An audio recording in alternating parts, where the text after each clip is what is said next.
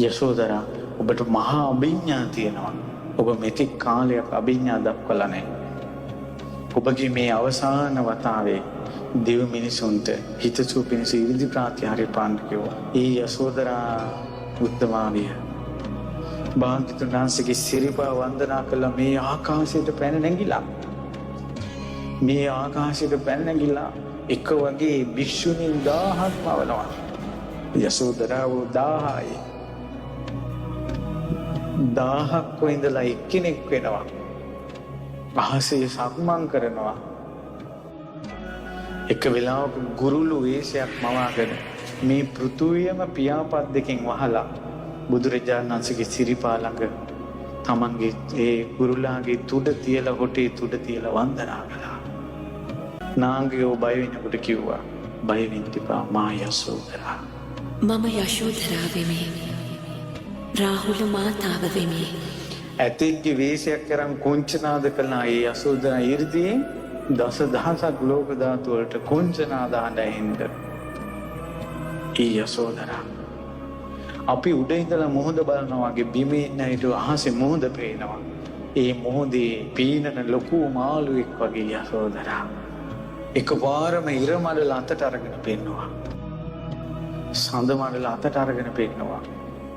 යශෝදරා ස්ත්‍රියකගේ ආනුභාවය බලන්න ඉර හඳ අත ගන්න. මේ යශෝදරා ඊට එකපාරම සද්දවිඳුගේ විමානය මැව්වා. සද්දවිඳුට හිතා ගන්න බෑ හරි සක්‍ර විමානේ මේකද තවතිසාව මේකද කියලා හොයා ගන්න බෑ. සද්දෙව් විමන මැව්වා. සද්දවිඳු විදියට පෙනී හිටියා. දෙවිවරුන් හොයා ගන්න බෑ ඇත්ත සද්දවිඳු මේද. මහා බ්‍රහ්මයා විදියට පෙනී සිටියා. සියලු බ්‍රහ්මියෝ වැන්දා. බ්‍රහ්මියෝ දන්නේ මේ බ්‍රහ්මයා කොහෙන්ද ආවේ කියලා. ඇයි කියනවා මම යශෝදරා. අනේක විද 이르දි ප්‍රාතිහාර්ය පාලා. ඒ යශෝදරා උත්තමාවිය කියනවා මම යශෝදරා. මම යශෝදරා වෙමි.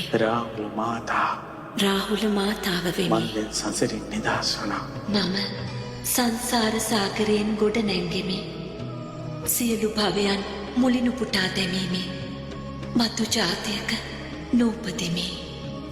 එදා තමයි යශෝදරාවන්ට දම් බෙදපු අය.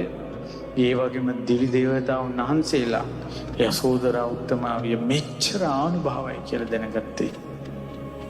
ඊට පස්සේ යශෝදරා උත්තමාවිය ආකාශයෙන් බැහැලා බුදුරජාණන් වහන්සේගේ සිරිපා කමල වඳිනවා. වැඳලා පිටිපස්සට යනවා. භාග්‍යවතුන් වහන්සේ පියවර කිහිපයක් ගියා. ඒ විහෙරේ කෙළවර දක්වාම සංඝයා යශෝදරා පිටිපස්සේ ගියා. 1000 භික්ෂුණීන් සමග භික්ෂුණී ආරාමයට ගිය යශෝදරා එදා රැ අර්ධ පර්යන්කින් ඉඳගෙන භාවනාවට සමවැදුණා. එහෙම පිරිනවම් පෑවා. මිහි මණ්ඩල කම්පා වුණා.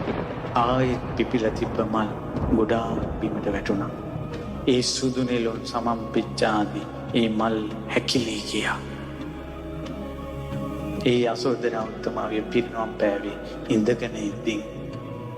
ඉඳගෙන ඉරියව් පිරිනවම් පෑවේ.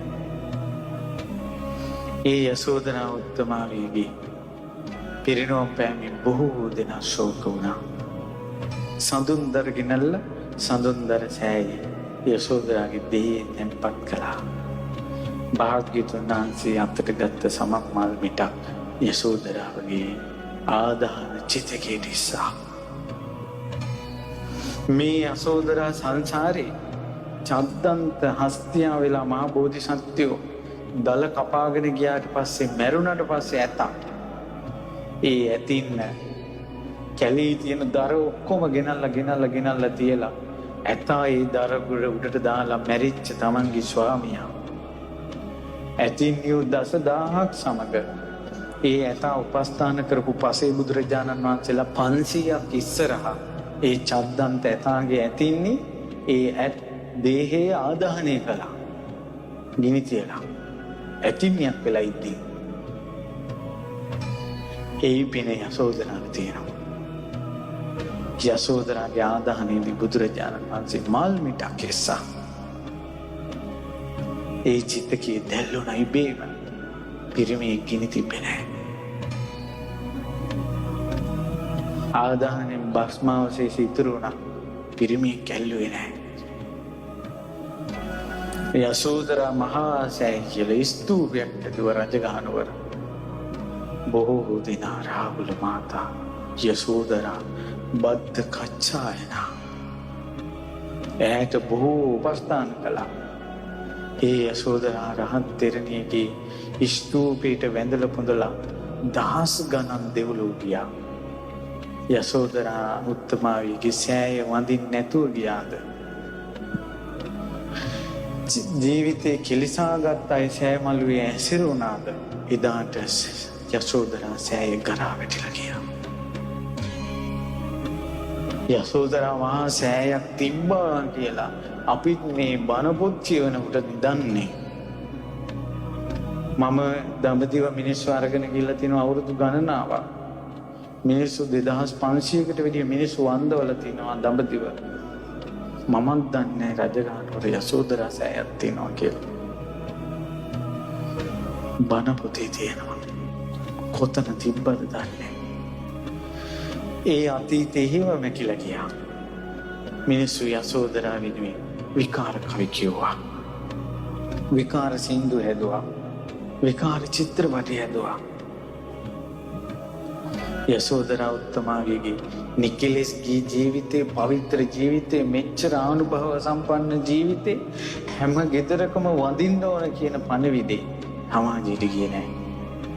හැම යම් ගෙදරක ස්ත්‍රියක් සිටිනවා නම් යසෝදරාවට වැඳිය යුතුයි. සසරක කර්ම ගෙවෙනවා. සසරක කර්ම ගෙවෙනවා. බුදුරජාණන් වහන්සේ සරණ ගියා නම් ඒ ලෝතුරා සම්මා සම්බුදුරජාණන් වහන්සේගේ සම්බුද්ධත්වයේ ඉක්මන් කරපු යසෝදරාවට බුදුරජාණන් වහන්සේ ගැන තියෙන බුදු සරණින් අපි වැඳිය යුතුයි. ගරු කළ යුතුයි.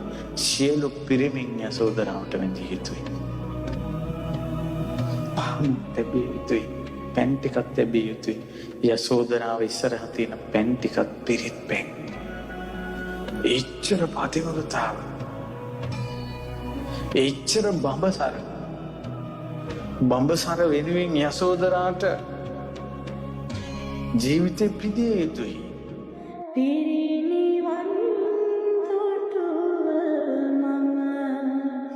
කපිල